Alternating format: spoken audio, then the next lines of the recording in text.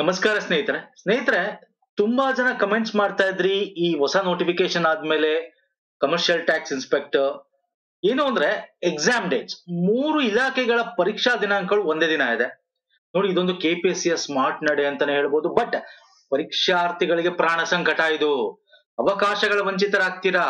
ಏನಿದು sir detail? ತುಂಬಾ ಜನ ಇದ್ರ ಬಗ್ಗೆ ಕಮೆಂಟ್ ಮಾಡಿದ್ರಿ, ಹಾಗಾಗಿ ಅದೊಂದು.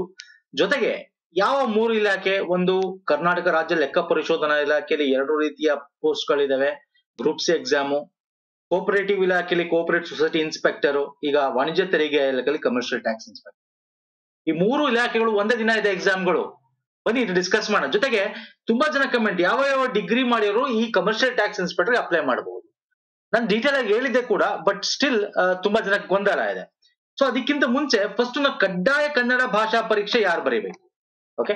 ಸೊ ಅದ್ರ ಬಗ್ಗೆ ಎಕ್ಸ್ಪ್ಲೇನ್ ಮಾಡ್ಬಿಡ್ತೀನಿ, ಆಮೇಲೆ ಮಿಕ್ಕಿದ್ದೆಲ್ಲ 1 by 1 ಡಿಸೈಡ್ ಮಾಡ್ತಾ ಹೋಗೋಣ. Fine sir. ಸೊ ಇಲ್ಲಿಗೆ ಬರ್ತೀನಿ. ಇದಕ್ಕಿಂತ ಮುಂಚೆ ಕಡ್ಡಾಯ ಕನ್ನಡ ಭಾಷಾ ಪರೀಕ್ಷೆ ಇನ್ನೊಂದ್ಸಲ ಹೇಳ್ಬಿಡ್ತೀನಿ, ಪ್ರತಿಯೊಬ್ಬರು ಕೇಳಿಸ್ಕೊಳ್ಳಿ.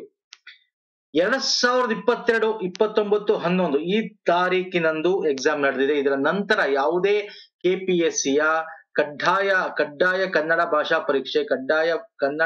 ಪರೀಕ್ಷೆ ನೀವು ಬರೆದಿದ್ರೆ ಅಂಡ್ ಉತ್ತೀರ್ಣರಾಗಿದ್ರೆ, ಎಸ್ಪೆಷಲಿ ಉತ್ತೀರ್ಣ ಅಂದ್ರೆ ಪಾಸ್ ಆಗಿರ್ಬೇಕು, 150ಕ್ಕೆ ಮಿನಿಮಮ್ 50+ ಮಾರ್ಕ್ಸ್ ತಗೊಂಡಿರ್ಬೇಕು. ಅಂತವ್ರು ಪಾಸ್ ಆಗಿದ್ರೆ ನೀವು ಈ ಕಡ್ಡಾಯ ಕನ್ನಡ ಭಾಷಾ ಪರೀಕ್ಷೆ ಬರೆಯಂಗಿಲ್ಲ. ಈಗ ಇನ್ನೊಂದು ಪಾಯಿಂಟ್, ಒಂದು ಈ ಡೇಟ್ ನಂತರ ಎಷ್ಟೋ ಒಂದು 4-5 ಕನ್ನಡ ಕಡ್ಡಾಯ ಭಾಷಾ ಪರೀಕ್ಷೆ ನಡೆದಿದೆ ಬೇರೆ ಬೇರೆ ಎಕ್ಸಾಮ್ ನ ವತಿಯಿಂದ. ಬರ್ದಿರ್ತೀರಾ, ಪಾಸ್ ಆಗಿಲ್ಲ ಅಂತ ಇಟ್ಕೊಳ್ಳಿ. ಅವರು ಇವಾಗ ಎಕ್ಸಾಮ್ ಅಪ್ಲೈ ಮಾಡ್ತಾ ಇದ್ರೆ, ಸರ್ ನಾನು ಬರ್ದ್ಬಿಟ್ಟಿದೀನಿ, ಬರ್ದಿದ್ರೆ ಪಾಸ್ ಆಗಿರ್ಲೇಬೇಕು ಉತ್ತೀರ್ಣರಾಗಿದ್ದಲ್ಲಿ ಅಂತಿದೆ. ಉತ್ತೀರ್ಣ ಆಗಿಲ್ಲ ಅಂದ್ರೆ ನಿಮ್ಗೆ ಇನ್ನೊಂದು ಚಾನ್ಸ್ ಸಿಕ್ತು ಅಂತ ಅರ್ಥ. ಇವಾಗ ಏನು ನೀವು ಕಡ್ಡಾಯ ಭಾಷಾ ಪರೀಕ್ಷೆನ ಈ ಎಕ್ಸಾಮ್ ಅಪ್ಲೈ ಮಾಡ್ತಾ ಇರ್ತೀರಾ, ಸೆಲೆಕ್ಟ್ ಮಾಡ್ಕೊಳ್ಳಿ, ತಗೊಳ್ಳಿ, ಅಪ್ಲೈ ಮಾಡಿ, ಪಾಸ್ ಆಗಿ. ಯಾಕಂದ್ರೆ ಪ್ರತಿಯೊಬ್ಬರು ಬರಿಬೇಕಾಗಿದೆ. That is the new rules. ಒಂದು ಅರ್ಥ ಆಗಿದೆ ಅನ್ಕೋತೀನಿ. ಈಗ ನಮ್ಮ ಈ ಎಕ್ಸಾಮ್ ಡೇಟ್ ಇದೆ, ಅದಕ್ಕೆ ಬಂದ್ಬಿಡ್ತೀನಿ. ನೋಡಿ, ಕಮರ್ಷಿಯಲ್ ಟ್ಯಾಕ್ಸ್ ಇನ್ಸ್ಪೆಕ್ಟರ್ ಏನು ನೋಟಿಫಿಕೇಶನ್ ಆಗಿದೆ, ಗ್ರೂಪ್ ಸಿ ಇದು RPC. ಇಲ್ಲಿ ಟೆಂಟೇಟಿವ್ ಪರೀಕ್ಷಾ ದಿನಾಂಕ ಕೊಟ್ಬಿಟ್ಟಿದ್ದಾರೆ, ತತ್ಪೂರ್ವಿಕ ಪರೀಕ್ಷಾ ದಿನಾಂಕ. ಇದು ಟೆಂಟೇಟಿವ್ ಅಂತಂದ್ರೆ ಏನು ಅಂದ್ರೆ ಆದ್ರೂ ಆಗ್ಬೋದು, ಆಗ್ದೇನೂ ಇಲ್ಲ ಅಂತ ಅರ್ಥ. ಯಾವತ್ ಕೊಟ್ಟಿದ್ದಾನೆ? ಕಡ್ಡಾಯ ಕನ್ನಡ ಭಾಷಾ ಪರೀಕ್ಷೆ 4ನೇ ತಾರೀಕು. GK and paper 1 paper 2, GK ಮತ್ತೆ ಪೇಪರ್ 2 ಏನಿದೆ, ಪೇಪರ್ 2 ಅದು 5ನೇ ತಾರೀಕು. ಯಾವಾಗ? ನವೆಂಬರ್ ಅಲ್ಲಿ. ಓಕೆ, ಯಾವ್ದು ಸರ್? CTI ಅಂದ್ರೆ ಕಮರ್ಷಿಯಲ್ ಟ್ಯಾಕ್ಸ್ ಇನ್ಸ್ಪೆಕ್ಟರ್. ಫೈನ್. ಇದು ಏನಕ್ಕೆ ನಾನು ಹೇಳ್ತಾ ಇದ್ದೀನಿ ಅಂತ ಇಂಪಾರ್ಟೆಂಟ್ ಅಂದ್ರೆ, ಈ ಕಮರ್ಷಿಯಲ್ ಟ್ಯಾಕ್ಸ್ ಇನ್ಸ್ಪೆಕ್ಟರ್ ಅಲ್ಲಿ ವಿಶೇಷ ಸೂಚನೆಯಲ್ಲಿ ಒಂದು ಪಾಯಿಂಟ್ ಕೊಟ್ಟಿದ್ದಾನೆ. ಏನದು ಪಾಯಿಂಟು ನೋಡಿ? ವಿವಿಧ ಅಧಿಸೂಚನೆಗಳಲ್ಲಿ ಅಧಿಸೂಚಿಸಲಾದ ಏಕರೂಪ ಪಠ್ಯಕ್ರಮವನ್ನು ಹೊಂದಿರುವ ಗ್ರೂಪ್ ಸಿ ಹುದ್ದೆಗಳಿಗೆ ಒಂದೇ ಸ್ಪರ್ಧಾತ್ಮಕ ಪರೀಕ್ಷೆ ನಡೆಸಲಾಗುವುದು. Very important point. ಅದಕ್ಕೆ ಈಗ ನಿಮಗೆ ಏನಾಗಿದೆ, ಗೊಂದಲ ಆಗಿರ್ತಕ್ಕಂಥದ್ದು. ಎಷ್ಟೊಂದು ಜನ ಆಪರ್ಚುನಿಟೀಸ್ಗಳೇ ನಿಮಗೆ 0 ಆಗ್ತಕ್ಕಂಥ ಚಾನ್ಸಸ್ಗಳು ಕೂಡ ಆಗ್ತದೆ. ಏನಪ್ಪಾ ಇದು ಅಂದ್ರೆ ನೋಡಿ, ಬೇರೆ ಬೇರೆ ಅಧಿಸೂಚನೆ, ನಾನು ನಿಮ್ಗೆ ಅದೇ ಹೇಳಿದ್ದು. ಈಗ ಕೋಪರೇಟಿವ್ ಆಗಿರ್ಬೋದು, ಓಕೆ? ಫಾರ್ ಎಕ್ಸಾಂಪಲ್ ನಾನು ಹೇಳ್ತೀನಿ ಬನ್ನಿ. ಕರ್ನಾಟಕ ರಾಜ್ಯ ಲೆಕ್ಕ ಪರಿಶೋಧನಾ ಇಲಾಖೆಯಲ್ಲಿ ಲೆಕ್ಕ ಸಹಾಯಕರು ಇದೆ, ಓಕೆ? ಮತ್ತೆ ಸೇಮ್ ಇದರಲ್ಲಿ ಕಿರಿಯ ಲೆಕ್ಕ ಜೂನಿಯರ್ ಅಕೌಂಟ್ ಅಸಿಸ್ಟೆಂಟ್ ಇದೆ. ಹಾಗೆ ಸಹಕಾರ ಸಂಘಗಳ ಕೋಪರೇಟಿವ್ ಸೊಸೈಟಿ ಇನ್ಸ್ಪೆಕ್ಟರ್ ಪೋಸ್ಟ್ ಗಳು ಇವೆ. ನೋಡಿ, ಈ ಪೋಸ್ಟ್ ಗಳೆಲ್ಲ ಗ್ರೂಪ್ ಸಿನೇ, ಬೇರೆ ಬೇರೆ ಇಲಾಖೆ, ಬೇರೆ ಬೇರೆ ನೋಟಿಫಿಕೇಶನ್. ಇದು 17/3 ಆಗಿರ್ತಕ್ಕಂಥ ನೋಟಿಫಿಕೇಶನ್, ಇದು 15/14 ಆಗಿರ್ತಕ್ಕಂಥ ನೋಟಿಫಿಕೇಶನ್. ಅದು ಲೆಕ್ಕ ಪರಿಶೋಧನಾ ಇಲಾಖೆಯಲ್ಲಿ, ಆಡಿಟಿಂಗ್ ಇಲಾಖೆಯಲ್ಲಿ ಬೇರೆ ಬೇರೆ ನೋಟಿಫಿಕೇಶನ್ ಆಗಿದೆ, ಬೇರೆ ಬೇರೆ ದಿನ ಆಗಿದೆ. ಆದ್ರೆ ಇದೆಲ್ಲ ಗ್ರೂಪ್ ಸಿನೇ. ನೋಡಿ, ಇವಕ್ಕೆಲ್ಲಕ್ಕೂ ಕೂಡ ಕಡ್ಡಾಯ ಕನ್ನಡ ಭಾಷಾ ಪರೀಕ್ಷೆ 4ನೇ ತಾರೀಕೆ ಇದೆ, ಓಕೆ? ಗ್ರೂಪ್ ಸಿನೇ ಇದೆಲ್ಲ ಇಲ್ಲೇ ಕೊಟ್ಟಿದ್ದಾನೆ, ಎಲ್ಲಾ ಗ್ರೂಪ್ ಸಿ ಹುದ್ದೆಗಳನ್ನ ಒಟ್ಟುಗೂಡಿಸಿ. ಹಂಗಾಗಿ CTI ಎಕ್ಸಾಮ್ ಏನಿದೆ, ತುಂಬಾ ಜನ ಪೋಸ್ಟ್ಪೋನ್ ಆಗ್ಬೋದು ಅಂತ ಕಮೆಂಟ್ ಆಗ್ತಾ ಇದ್ರಿ. ನೋ, ಪ್ರಾಬಬ್ಲಿ ಇದೇ ಡೇಟ್ಗೆ ಮಾಡುವಂತ ಚಾನ್ಸಸ್ ಇದೆ ಸ್ನೇಹಿತರೆ. ಈ ಎಕ್ಸಾಮ್ಗಳ ಜೊತೆ ಮರ್ಜ್ ಮಾಡಿ ಮಾಡುವಂತ ಚಾನ್ಸಸ್ ಇದೆ. ಈಗ ಫಾರ್ ಎಕ್ಸಾಂಪಲ್ ಈ ಉಳಿಕೆ ಮೂಲ ವೃಂದದ ಅಂದ್ರೆ RPC ಅಂತ ಏನ್ ಕರಿತೀವಿ, ಅದರ ಅಡಿಯಲ್ಲಿ ಈ ಲೆಕ್ಕ ಸಹಾಯಕರು, account assistant, junior account assistant ಮತ್ತೆ ಕೋಆಪರೇಟಿವ್ ಇನ್ಸ್ಪೆಕ್ಟರ್ ಎಕ್ಸಾಮ್ಗಳು ಏನಿವೆ, ಎಲ್ಲದು ಸೇಮ್ ಸಿಲೆಬಸ್. ನಾವು ಆಲ್ರೆಡಿ ಇದಕ್ಕೆ ವಿಡಿಯೋಸ್ ರನ್ನಿಂಗ್ ಮಾಡ್ತಾ ಇದೀವಿ. ಗ್ರೂಪ್ ಸಿ ಮತ್ತೆ KEA ಗ್ರೂಪ್ ಸಿ ಅದು ಕೂಡ ಸೇಮ್ ಸಿಲೆಬಸ್. 5ನೇ ತಾರೀಕು ನಿಮ್ಗೆ GK ಪೇಪರ್ ಇದೆ, ಬೆಳಗ್ಗೆ. ಮಧ್ಯಾಹ್ನ ಪತ್ರಿಕೆ 2 ಕಮ್ಯುನಿಕೇಶನ್ ಪೇಪರ್ ಇದೆ. ಈಗೇನ್ ಮಾಡೋದು ಸರ್ ಇವಾಗ? ಇಲ್ಲಿ ಗೊಂದಲ ಏನಕ್ಕೆ ಗೊತ್ತಾ? ದಯವಿಟ್ಟು ಅರ್ಥ ಮಾಡ್ಕೊಳ್ಳಿ. ನಿಮ್ಗೆ ನಾನ್ ಹೈದರಾಬಾದ್ ಕರ್ನಾಟಕ ಮಾತ್ರ ಬೇರೆ ಡೇಟ್ ಕೊಟ್ಟಿದ್ದಾನೆ ಅಷ್ಟೇ. ಬಟ್ ಉಳಿಕೆ ಮೂಲ ವೃಂದ ಏನಿದೆ ಸೇಮ್ ಡೇಟ್ ಇದೆ. ಇಲ್ಲಿ ಕನ್ಫ್ಯೂಷನ್ ಏನಾಗುತ್ತೆ ಗೊತ್ತಾ ಸ್ನೇಹಿತರೆ, ಈಗ ಫಾರ್ ಎಕ್ಸಾಂಪಲ್ ನಾನು ಹೇಳ್ತೀನಿ ನೋಡಿ, ಯಾಕೆ ಇದು KPSC ಸ್ಮಾರ್ಟ್ ನಡೆ ಪರೀಕ್ಷಾರ್ಥಿಗಳಿಗೆ ಪ್ರಾಣ ಸಂಕಟ ಯಾಕೆ ಅಂತ ಹೇಳ್ತೀನಿ ನೋಡಿ. ಬಿಕಾಸ್ ಈಗ ಫಾರ್ ಎಕ್ಸಾಂಪಲ್ ಇದಕ್ಕೂ ನೀವು ಬೇರೆ ಅಧಿಸೂಚನೆ ಇಲ್ಲೂ ಅಪ್ಲೈ ಮಾಡಿರ್ತೀರಾ, ಕೋಪರೇಟಿವ್ ಇನ್ಸ್ಪೆಕ್ಟರ್ ಪೋಸ್ಟ್ ಅದು ಸಪರೇಟ್ ನೋಟಿಫಿಕೇಶನ್ ಇಲ್ಲೂ ಅಪ್ಲೈ ಮಾಡಿರ್ತೀರಾ, ಇವಾಗ ಕಾಲ್ ಆಗಿರ್ತಕ್ಕಂತ ಈ CTI ಇದು ಸಪರೇಟ್ ನೋಟಿಫಿಕೇಶನ್ ಇಲ್ಲೂ ಅಪ್ಲೈ ಮಾಡಿರ್ತೀರಾ. ಬಟ್ ಎಲ್ಲದಕ್ಕೂ ಕೂಡ ಅವನು ಸೇಮ್ ಡೇಟ್ ಇಟ್ಬಿಟ್ರೆ, ಯಾಕಂದ್ರೆ ಪರೀಕ್ಷೆ pattern same, syllabus same and all group C exam same date ಇಟ್ಬಿಟ್ರೆ, ಅವಾಗ ನೀವು ಯಾವ ಎಕ್ಸಾಮು ಮೂರಕ್ಕೂ ಬರ್ದಿರ್ತೀರಾ, ಮೂರು ನಿಮಗೆ ಏನಾಗುತ್ತೆ ಸರ್, ಒಂದು ಮೂರು ಡಿಫರೆಂಟ್ ಹಾಲ್ ಟಿಕೆಟ್ ಬಂದ್ರೆ ಅವಾಗ ನೋಡಿ ನಮಗೆ ಪ್ರಾಣ ಸಂಕಟ.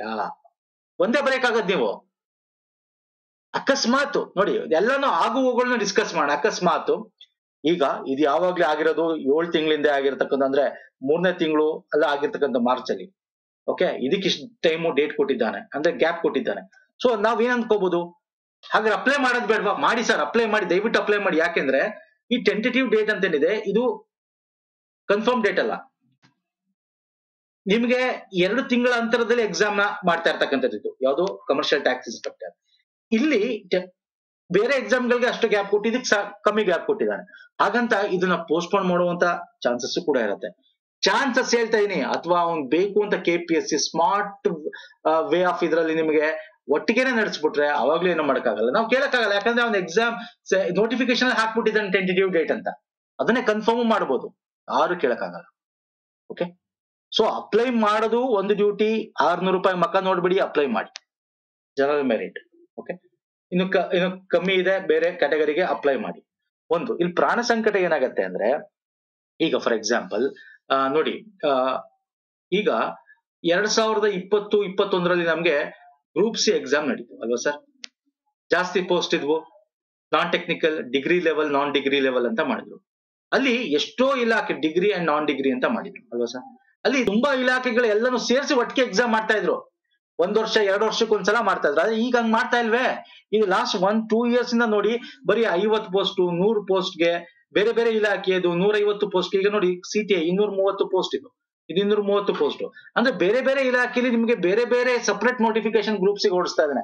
ಇವೆಲ್ಲ ಕಂಬೈನ್ ಮಾಡಿ ಅವ್ನು ವೇಟ್ ಮಾಡಿ ವರ್ಷಕ್ಕೆ ಒಂದ್ಸಲ ಒಟ್ಟು ಒಂದು 600-700 ಪೋಸ್ಟ್ಗೆ ಎಲ್ಲ ಇಲಾಖೆ ಮಾಡಿದ್ರೆ ಅವಾಗ ನಿಮಗೆ ಏನಾಗ್ತಾ ಇತ್ತು, ಈ ಇಲಾಖೆಯಲ್ಲಿ ಅಂದ್ರೆ ಈ ಇಲಾಖೆ, ಈ ಇಲಾಖೆಯಲ್ಲಿ ಅಂದ್ರೆ ಆ ಇಲಾಖೆ. ಓಕೆ, ನಿಮ್ಮ ಕಟ್ ಆಫ್ ಮೇಲೆ ಹಾಕ್ತಾ ಇತ್ತು.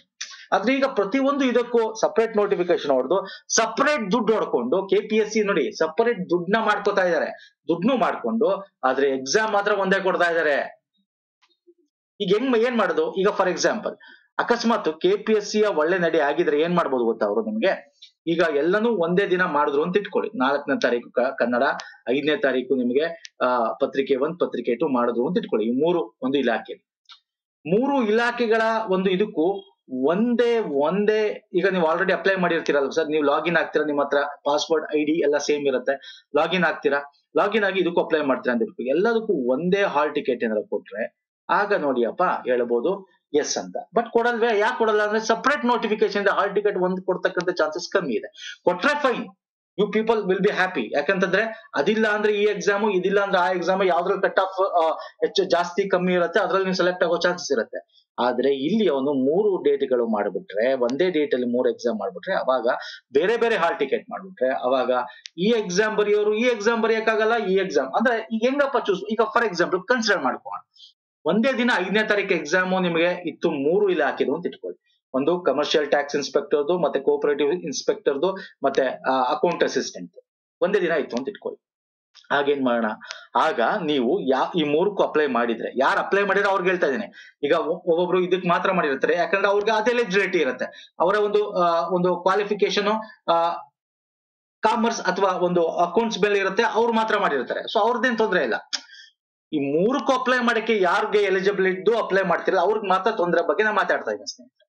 ಆಗ ನೀವೇನ್ ಮಾಡ್ಬೇಕು ಅಂದ್ರೆ, ನೀವು ಅಪ್ಲೈ ಮಾಡಿರುವಂತ ಜಾಬ್ ವೇಕೆನ್ಸಿ ನೋಡಿ, ಎಲ್ಲಿ ವೇಕೆನ್ಸಿ ಇದೆ, ನಿಮ್ಮ ಕ್ಯಾಟಗರಿ ವೈಸ್ ಏನ್ ಕೊಟ್ಟಿರ್ತಾನೆ ಇರ್ತಾರೆ. ಈಗ ಫಾರ್ ಎಕ್ಸಾಂಪಲ್ ಇದು CTI ಕಮರ್ಷಿಯಲ್ ಟ್ಯಾಕ್ಸ್ ಇನ್ಸ್ಪೆಕ್ಟರ್ದು, CTI ಇದು ಬಂದು ನಿಮಗೆ category wise distribution of vacancies 230. ನೋಡ್ಕೊಳ್ಳಿ ನಿಮ್ಮ ಕ್ಯಾಟಗರಿ ಯಾವ ಯಾವ ಒಂದು ನೋಟಿಫಿಕೇಶನ್ ಅಲ್ಲಿ ಎಲ್ಲೆಲ್ಲಿ ಎಷ್ಟೆಷ್ಟು ಇದೆ, ಮತ್ತೆ ನಿಮಗೆ ಯಾವ್ದು ಪರ್ಫೆಕ್ಟ್ ಆಗಿ, ಯಾಕಂದ್ರೆ ಒಂದ್ಸಲ ಅಪ್ಲೈ ಮಾಡಿರ್ತೀರಾ, ಎಲ್ಲರನ್ನೂ ತಗೊಳ್ದೆ ಒಂದಷ್ಟು ಜನಕ್ಕೆ ಬರ್ದೋದ್ರೆ ಅವಾಗ ಕಷ್ಟ ಆಗುತ್ತೆ. ಯಾಕಂದ್ರೆ ಕರೆಕ್ಟ್ ಆಗಿ ನೀವು ಅಪ್ಲೈ ಮಾಡಿಲ್ಲ ಏನೋ ಅದು ಇದೆಲ್ಲ ಇರ್ತವೆ. ಹಾಗಾಗಿ ಅಪ್ಲೈ ಮಾಡಿ, ನಿಮ್ಗೆ ಯಾವದಲ್ಲಿ ಹೆಚ್ಚು ನಂಬಿಕೆ ಇದೆ, ಯಾವುದು ನೀವು ಹೆಚ್ಚು ಅದ್ರ ಬಗ್ಗೆ ಓದಿರ್ತೀರಾ, ಯಾವ ಜಾಬ್ ನಿಮ್ಗೆ ಸ್ಯಾಟಿಸ್ಫ್ಯಾಕ್ಷನ್ ಅನ್ಸುತ್ತೆ, ಯಾವ ಒಂದು ಪ್ರೊಫೈಲ್ ನೀವು ಓದಿರ್ತೀರಾ ಡಿಗ್ರಿ, ಅದ್ರ ಮೇಲ್ನ ಸೆಲೆಕ್ಟ್ ಮಾಡ್ಕೊಂಡು. ಯಾಕಂದ್ರೆ ನಿಮ್ಗೆ ಇಂಟರ್ವ್ಯೂ ಅದ್ರ ಬಗ್ಗೆ ಕೇಳ್ತಾನೆ, ನಿಮ್ಗೆ ಇದಕ್ಕೂ ಯಾರು ಈ ಒಂದು ಬೇಸಿಸ್ ಬ್ಯಾಕ್ ಗ್ರೌಂಡ್ ಇಂದ ಬಂದ್ರೆ ಅಂತವ್ರನ್ನ ತಗೊಳ್ಳೋದು ಜಾಸ್ತಿ ಇರುತ್ತೆ ಅಲ್ವಾ. ಸೊ ಅಂದ್ರೆ ಇಂಟರ್ವ್ಯೂ ಇರಲ್ಲ, ಬಟ್ ಹೇಳ್ತಾ ಇರೋದು ಗ್ರೂಪ್ ಸಿ ಇರಲ್ಲ, ಬಟ್ ಹೇಳ್ತಾ ಇರೋದು ವೆರಿಫಿಕೇಶನ್ ಹೋಗ್ತಿರಲ್ಲ ಆ ಟೈಮಲ್ಲಿ ಏನಾರ ಅಕಸ್ಮಾತ್ ಕೇಳಿದ್ರೆ ಅಂತ ಅಷ್ಟೇ. ಈ ತರ ಇದ್ದಾಗ ನಿಮ್ಗೆ ಯಾವ್ದು ಬೇಕು ಅದನ್ನ ಬರೀಬೇಕಾಗತ್ತೆ. ಸೊ ಇಲ್ಲಿ ಪ್ರಾಣ ಸಂಕಟ ಏನು ಅಂತಂದ್ರೆ, ಎಗೇನ್ ಐಮ್ ಟೆಲಿಂಗ್ ಯು, ಒಂದೇ ದಿನ ಮಾಡಿದ್ರೆ ಪ್ರಾಣ ಸಂಕಟ. Okay fine. ಈಗ ನಾನು ನಿಮ್ಗೆ ಹೇಳ್ತಾ ಇದೀನಿ, ನಾವು ಏನು ದೇವರಲ್ಲಿ ಕೇಳ್ಕೋಬೇಕು ಅಂದ್ರೆ ಇದನ್ನ ಅವನು ಟೆಂಟೇಟಿವ್ ಡೇಟ್ ಅಂತಕ್ಕಂಥದ್ದೇನಿದೆ ಇದನ್ನ ಪೋಸ್ಟ್ಪೋನ್ ಆಗ್ಲಿ ಅಂತ ಕೇಳ್ಕೋಬೇಕಾಗತ್ತೆ. ಆಗ್ಲಿಲ್ಲ ಅಂದಾಗ ನೀವು ಕೋಆಪರೇಟಿವ್ ಇನ್ಸ್ಪೆಕ್ಟರ್ಗೂ ಅಪ್ಲೈ ಮಾಡಿರ್ತೀರಾ, ಇಲ್ಲಿ ಕಮರ್ಷಿಯಲ್ ಟ್ಯಾಕ್ಸ್ ಇನ್ಸ್ಪೆಕ್ಟರ್ ಅಪ್ಲೈ ಮಾಡಿರ್ತೀರಾ ಅಂತ ಇಟ್ಕೊಳ್ಳಿ, ಅವ್ರಿಗೆ ಸ್ವಲ್ಪ ಪ್ರಾಬ್ಲಮ್ ಆಗುವಂತ ಚಾನ್ಸಸ್ ಇರುತ್ತೆ. ಬೇರೆ ಬೇರೆ ಹಾಲ್ ಟಿಕೆಟ್ ಬಂದ್ರೆ, ಒಂದೇ ಹಾಲ್ ಟಿಕೆಟ್ ಬಂದ್ರೆ ತೊಂದರೆ ಇಲ್ಲ. ಸೊ ಅರ್ಥ ಆಗ್ತಿದೆಯಲ್ಲ ಏನು ಪ್ರಾಬ್ಲಮ್ ಇಲ್ಲಿ ಏನಾಗಿದೆ ಅಂತ. ಸೊ ತುಂಬಾ ಜನ ಇದನ್ನ ಕೇಳ್ತಾ ಇದ್ರು, ಸರ್ ಈ ತರ ಒಂದೇ ಇದೆ, ಏನ್ ಮಾಡುದು ಅಂತ. ಏನ್ ಮಾಡ್ಬೇಕು ಅಂತ ಹೇಳಿದೀನಿ, ಒಂದೇ ಆಗದೆ ಇರ್ಲಿ ಅನ್ನೋದನ್ನ ನಾವು ಭಾವಿಸ್ಕೊಳ್ಳೋಣ. ಇದು 5ನೇ ತಾರೀಕೆ ನಡೀಲಿ, ಅದು ಬೇರೆ ದಿನ ನಡೀಲಿ, ನವೆಂಬರ್ ಅಲ್ಲಿ ಬೇರೆ ತಾರೀಕಲ್ಲಿ ನಡೀಲಿ ಅಂತ ಕೇಳ್ಕೊಳ್ಳೋಣ. ಯಾಕೆಂತಂದ್ರೆ ಇಲ್ಲಿ ಒಂದು ಇಂಪಾರ್ಟೆಂಟ್ ಪಾಯಿಂಟ್ ಏನು ಅಂತಂದ್ರೆ, ಅವನು ನೋಟಿಫಿಕೇಶನ್ ಅಲ್ಲಿ ಈ ಒಂದು ಪಾಯಿಂಟ್ ಹಾಕ್ಬಿಟ್ಟಿದ್ದ, ಹಾಗಾಗಿ ಇಂಪಾರ್ಟೆಂಟ್ ಆಗುತ್ತೆ. ವಿವಿಧ ಅಧಿಸೂಚನೆಗಳಿಗೆ ಅಧಿಸೂಚಿಸಲಾದ ಏಕ ಪಠ್ಯಕ್ರಮ ಹೊಂದಿರೋ ಗ್ರೂಪ್ ಸಿ ಹುದ್ದೆಗಳಿಗೆ ಒಂದೇ ಸ್ಪರ್ಧಾತ್ಮಕ ಪರೀಕ್ಷೆ ನಡೆಸಲಾಗುವುದು ಅಂತ. So that is the very important point, ಮತ್ತೆ ಕನ್ಫ್ಯೂಷನ್ ಮಾಡ್ತಕ್ಕಂಥ ಪಾಯಿಂಟ್. ಓಕೆ, ಅರ್ಥ ಆಗಿದೆ ಅನ್ಕೋತೀನಿ. ಇದರಿಂದ ತುಂಬಾ ಜನಕ್ಕೆ ಅವಕಾಶ ವಂಚಿತರು ಆಗ್ತಾರೆ. ಈಗ ಹೇಳ್ತಾ ಇಲ್ವಾ, 3 ಎಕ್ಸಾಮ್ಗೂ ತಗೊಂಡಿರ್ತೀರಾ, ಬೇರೆ ಬೇರೆ ಡೇಟ್ ಇದ್ರೆ ನಿಮ್ಗೆ ಆಪರ್ಚುನಿಟೀಸ್ ಇರುತ್ತೆ. ಈಗ ಅವಕಾಶಗಳು ಇಲ್ದಂಗೆ ಆಗುತ್ತೆ. ಒಂದೇ ದಿನ ಎಕ್ಸಾಮ್ ನೋಡಿದ್ರೆ 3 ಹಾಲ್ ಟಿಕೆಟ್ ಬಂದ್ಬಿಟ್ರೆ ಅವಾಗ ಏನು ಮಾಡಕ್ಕಾಗಲ್ಲ. ಒಂದೇ ಹಾಲ್ ಟಿಕೆಟ್ ಬಂದು ಎಲ್ಲದಕ್ಕೂ ಒಂದೇ ತರ ಇದ್ರೆ ಫೈನ್. ಆತರ ಏನಾದ್ರು ಮಾಡ್ತಾರ, ಕಾದ್ ನೋಡ್ಬೇಕಾಗಿದೆ, ಗೊತ್ತಿಲ್ಲ. ಸೊ ನಮ್ಮ ಅನಿಸಿಕೆಗಳನ್ನ ಹೇಳ್ತಾ ಇದೀವಿ, ಹಿಂಗೆ ಆಗ್ಬೇಕು ಅಂತಂದಿಲ್ಲ, ಎಲ್ಲಾ ರೀತಿ ಕೂಡ ಅನಲೈಸ್ ಮಾಡಿದೀನಿ ಸ್ನೇಹಿತರೆ. ಸೊ ಇದ್ರ ತಕ್ಕಂತೆ ನಿಮ್ಮ ಪ್ರಿಪರೇಷನ್ ಇರಬೇಕು. ಮೋಸ್ಟ್ ಪ್ರಾಬಬ್ಲಿ CTI ಎಕ್ಸಾಮ್ ಇದೇ ಡೇಟ್ ಮಾಡುವಂತ ಸಾಧ್ಯತೆಗಳಿದೆ. ಯಾಕಂದ್ರೆ ಅವನು ಅಧಿಸೂಚನೆ, ಯಾಕಂದ್ರೆ ಇಲ್ಲಿ ಯಾವ್ದೇ ಯಾಕಂದ್ರೆ ಅವ್ನು ಬೇರೆ ಬೇರೆ ಡೇಟ್ ಮಾಡಿದ್ರೆ ಏನಾಗುತ್ತೆ, ಅವನ್ಗೆ ದುಡ್ಡು ಇದೆಯಲ್ಲ, ರಿಸೋರ್ಸಸ್ ಅವ್ನಿಗೆ ಕಷ್ಟ ಆಗುತ್ತೆ. KPSC ಗೆ ಅಂದ್ರೆ ಈಗ ಸೇಮ್ ಸಿಲೆಬಸ್ ಸೇಮ್ ಇದು ಇರೋದ್ರಿಂದ ಒಂದೇ ದಿನ ಇದ್ರ ಜೊತೆ ಇನ್ನೊಂದಷ್ಟು ಏನೋ ಬೇರೆ ಬೇರೆ ಎಕ್ಸಾಮ್ ಸೆಂಟರ್ಸ್ ನ ಅವನು ಹೆಚ್ಚಿಗೆ ಮಾಡ್ಬೇಕಾಗುತ್ತೆ ಅಷ್ಟೇ ಹೊರತು, ಅದೇ ಪ್ಯಾಟರ್ನ್ ಆಫ್ ಎಕ್ಸಾಮ್, ಅದೇ ಕ್ವಶನ್ಸ್ ಪೇಪರ್ಸ್ ಅದೇ ಇರುತ್ತೆ. ಹಾಗಾಗಿ ಅವ್ನಿಗೆ ರಿಸೋರ್ಸಸ್ ಕಮ್ಮಿ ಆಗುತ್ತೆ, ಅವ್ನು ದುಡ್ಡು ಉಳಿಸ್ಕೋಬಹುದು. ಅದಕ್ಕೆ ನೋಟಿಫಿಕೇಶನ್ 3 ಮಾಡಿ 3ರಿಂದ ದುಡ್ಡು ತಗೋತಾ ಇದ್ದಾನೆ. ಸೊ ಇವೆಲ್ಲ ಇದೆಯಲ್ಲ, ಇವೆಲ್ಲ ತೊಂದರೆಗಳು ಈಡು ಮಾಡ್ತಕ್ಕಂಥದ್ದು. ಹಾಗಾಗಿ ಏನು ಮಾಡಕ್ಕಾಗಲ್ಲ, ನೋಡೋಣ ಏನಾಗುತ್ತೆ ಅಂತ. ಬಟ್ ಆ ಡೇಟ್ ಬೀಳ್ದೇ ಇರ್ಲಿ ಅಂತ ಕೇಳ್ಕೋಣ. ಇನ್ನು ಪ್ರಮುಖವಾಗಿ ತುಂಬಾ ಜನ ಸರ್ ಡಿಗ್ರಿ ಬಗ್ಗೆ ಹೇಳ್ತಾರೆ. ಸರ್ ಡಿಗ್ರಿ ಬಗ್ಗೆ ಡೀಟೇಲ್ ಆಗಿ ಹೇಳಿದೀನಿ, ನೋಟಿಫಿಕೇಶನ್ ವಿಡಿಯೋದಲ್ಲೇ ಹೇಳಿದೀನಿ. ಏನ್ ಹೇಳಿದೀನಿ, should obtain a degree of university, ಒಂದು ಲಾ ಎಸ್ಟಾಬ್ಲಿಷ್ ಮಾಡಿರ್ತಕ್ಕಂಥ ಅಧಿಕೃತ ಯೂನಿವರ್ಸಿಟಿನ ಡಿಗ್ರಿ ಆಗಿರ್ಬೇಕು. With economics or mathematics as one of the subject or in commerce should be possess qualification. Commerce ಮಾಡಿರ್ಬೇಕು ಅಥವಾ ಎಕನಾಮಿ ಅಥವಾ mathematics one of the subject ಇರಬೇಕು. ಇಲ್ಲಿ ವಿಶೇಷ ಸೂಚನೆನೂ ಕೂಡ ಇದ್ರ ಬಗ್ಗೆ ಡೀಟೇಲ್ ಆಗಿ ಡಿಸ್ಕಸ್ ಮಾಡಿದೆ ನಾನು. ಓಕೆ, ಪುನಃ ಹೇಳ್ತಾ ಇದ್ದೀನಿ, ನೀವು ಡಿಗ್ರಿ ಏನ್ ಮಾಡಿರ್ತೀರಾ, ಎನಿ ಡಿಗ್ರಿ, ಅದರಲ್ಲಿ ಎಕನಾಮಿಕ್ಸ್ ಅಥವಾ ಮ್ಯಾಥಮೆಟಿಕ್ಸ್ ಅಥವಾ ಕಾಮರ್ಸ್ ರಿಲೇಟೆಡ್ ಯಾವ್ದಾದ್ರು ಒಂದು ವಿಷಯನ ಒಂದು ಸೆಮಿಸ್ಟರ್ ಅಲ್ಲಿ ಅಥವಾ ಒಂದು ವರ್ಷದಲ್ಲಿ ಒಂದು ಸಬ್ಜೆಕ್ಟ್ ಆಗಿ ಓದಿದ್ರೆ, ನಾ ಫಾರ್ ಎಕ್ಸಾಂಪಲ್ ಒಂದು ಸೆಮಿಸ್ಟರ್ ಅಲ್ಲಿ ಮ್ಯಾಥಮೆಟಿಕ್ಸ್ ಸಿಕ್ತು, ಫೈನ್. ಈಗ ಎಕ್ಸಾಂಪಲ್ ತಗೊಂಡು ಹೇಳಿದೆ, BE ಮಾಡಿರೋರಿಗೆ ಬ್ಯಾಚುಲರ್ ಆಫ್ ಇಂಜಿನಿಯರಿಂಗ್ ಸೆಮಿಸ್ಟರ್ 1 ಅಲ್ಲಿ M1 ಇದೆ, ಸೆಮಿಸ್ಟರ್ 2 ಅಲ್ಲಿ M2 ಇದೆ, ಮ್ಯಾಥಮೆಟಿಕ್ಸ್ 2 ಸೆಮಿಸ್ಟರ್ 3 M3 ಇದೆ, ಸೆಮಿಸ್ಟರ್ 4 ಅಲ್ಲಿ M4 ಇದೆ. ಯಾಕಂದ್ರೆ ನಾನು BE ಮಾಡಿರೋ ನನಗೆ ಗೊತ್ತಿದೆ, ಬೇರೆ ಡಿಗ್ರಿ ಬಗ್ಗೆ ನನಗೆ ಗೊತ್ತಿಲ್ಲ, ಹಾಗಾಗಿ ಜಾಸ್ತಿ ಮಾತಾಡಲ್ಲ. ಬಟ್ BSc ಕೂಡ ಮ್ಯಾಥಮೆಟಿಕ್ಸ್ ತಗೊಂಡಿರೋರು ಇದ್ದಾರೆ, ಎಕನಾಮಿಕ್ಸ್ ತಗೊಂಡಿರೋರಿದ್ದಾರೆ, BA ಮಾಡಿರೋರು ಇದ್ದಾರೆ. ಸೊ ಎಕ್ಸಾಂಪಲ್ ಹೇಳ್ತಾ ಇದ್ದೀನಿ, ನೀವು ಯಾವುದೇ ಡಿಗ್ರಿ ಮಾಡಿ, BBM ಮಾಡಿ, ಏನಾರು ಮಾಡಿ, ಈ 3 specially mathematics, commerce and economics ಒಂದು ಡಿಗ್ರಿ ಒಂದು ಸಬ್ಜೆಕ್ಟ್ ಆಗಿ ಯಾವ್ದಾರ ಒಂದು ಸೆಮಿಸ್ಟರ್ ಓದಿದ್ರು ಸಾಕು ಅಂತ ಅವನೇ ಕೊಡ್ತಾ ಇದ್ದಾನೆ.